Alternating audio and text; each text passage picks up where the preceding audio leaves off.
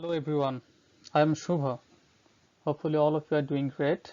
The poster that I'm going to present today is entitled as Container Virtualization, IMA Operations Impact on Kernel Memory Constraint and System Latency.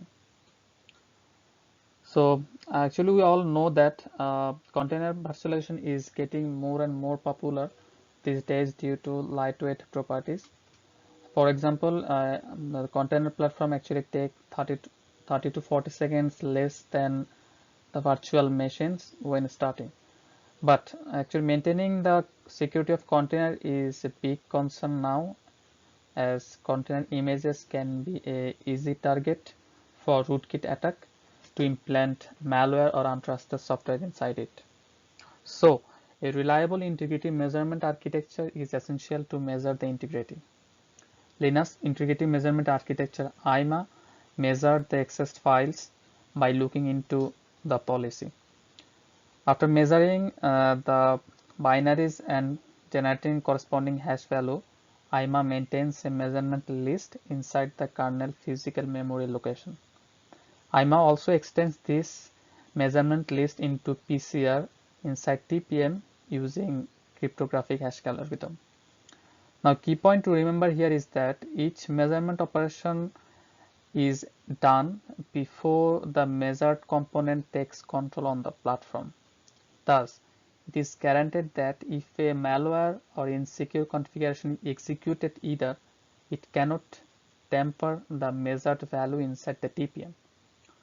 So now, once the integrity of the system is challenged by a client, TPM sends the stored PCR value by signing it, and the remote verifier also receives the orderly stored measurement list. So after receiving the list, the verifier actually simulates to find a PCR extended value. So after obtaining the simulated PCR value, they check it with the TPM signed PCR value. If the both PCR value matches, it can be concluded that the integrity of the system is preserved. If not, then it is said that the system is attacked by any malware, and measurement list is then compared with the whitelist of a known good values to find out the attacker operation. Now, on a host system, multiple containers run and thousands of processes run inside the containers. Since each executable is measured, this measurement list is continuously increasing. Thus, this is posing a research problem to accommodate this growing measurement list inside kernel space. Kernel space uses physical memory of the host system, and although with the increasing measurement list, memory for it is allocated dynamically, but there is a limitation of the space as it is not infinitely large. Moreover, physical memory is costly, and hence it is not wise to use up the space much for own use instead of providing this to client. There is another concern with the speed of operations of IMA measurements. When a system boots or a container runs, thousands of processes run inside the containers, and thousands of files need to be measured by the IMA. And also these measurements are extended by the TPM. This TPM is actually a small core processor, and the speed of this device is limited, and one TPM chip handles all of these extended operations of the host and the container processes as well as. Most importantly, IMA does not allow any system call to return to access a file or execute an operation unless the whole file is measured, hash is calculated, and then extended into PCR. As a resultant of these activities, there is a possibility of contribution to system latency on a container-based virtualization platform. Now, considering these research problems, the goal of our current study firstly is to accommodate this growing measurement list. And current Linux system does not allow IMA to preserve the measurement list at any place other than the memory space. So we are aiming to come up with a solution that will allow IMA to preserve the memory measurement list outside the memory space. Secondly, we are aiming to observe the relation between container system latency and IMA measurement activities. If significant performance overhead is observed, we will also test a hypothesis to reduce the system latency. And now we have two hypotheses to fulfill our two research goals. Our first hypothesis is based on the recent study of Shafford. Shafford hypothesized that existing measurement lists are big kernel memory leaks and there is no reason for measurements to remain in the kernel. They proposed an event log management system to move the IMA records from kernel space to user space of the memory.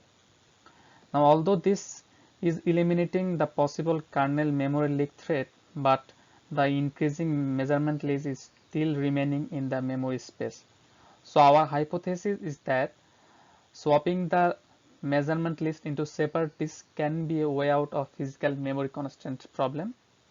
Since the kernel existing kernel does not allow this kind of memory swapping operation, and IMA does not have any shipping mechanism to swap the list to somewhere else and then reloading the list for cryptographic operation. So we are hypothesizing, or we are working actually to modify the Linux kernel mode of IMA operation so that kernel securely allow the IMA to store the measurement list into a separate disk after performing PCR extend work. Our second hypothesis is actually based on a US patent documents, author of which is Kev Eshki. Eshki developed a process of performing chunking and hash generation algorithms for reducing processing time when working with duplicate files in the file system. So we are exploiting this chunking and hash generation algorithms and exploiting these techniques. We are hypothesizing a similar way of dividing large files in chunks before measuring the large file by IMA and generating hash value for each chunks for TPM extend works. And chunking a large file will actually reduce the measurement time for the IMA, which we are hypothesizing, and we need to test this hypothesis. Now, file size is not actually something we can control just because to increase the IMA performance. So actually there are many cases where an operation just need to read a part of a large file or just open a file to retrieve part of information to open another file. Although part of the file is read, but current IMA needs to measure the whole file each time. An operation need to wait until measurement is extended into PCR, and here actually comes the latency. So if we read part of the file for a specific operation, then why do we need to measure the whole file? So we are hypothesizing that IMA can measure only that accessed part instead of the whole file, which will give a boost to reduce the latency as IMA needs to read less data. Now after generating hash for chunks, we are hypothesizing of bundling up hashes, say 20 hashes, to generate one single hash value that will be extended by TPM instead of actually 20 extended operations. This will be as similar like boot aggregation measurement of current Linux booting system. I have shown a sample IMA measurement list where we can see a boot aggregate measurements, and this is actually done by IMA during the system boot time. During system boot time, several measurements are performed by IMA, but TPM extends only one hash value as named as boot aggregate to reduce the boot time. So we will exploit this technique to reduce the system latency on container platform by bundling up the hash values from the chunks and extending this bundled hash value to TPM.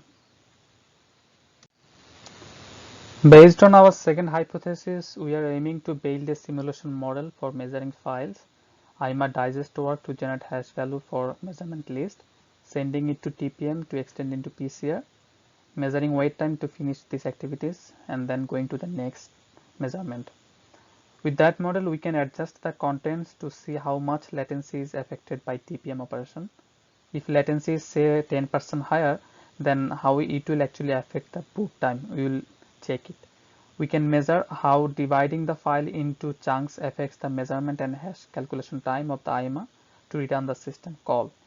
This will give us idea of reducing wait time due to IMA measurement operations. Finally, multiple measured hash value will be bundled into one value for extending through TPM to reduce the wait time at Q, and it will show us the impact on latency reduction.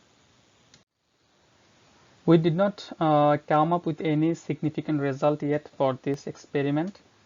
Uh, we are actually using Docker container on Linux system for this experiment, and we are currently working on kernel abstraction modification as well as trying to develop the simulation model at the same time.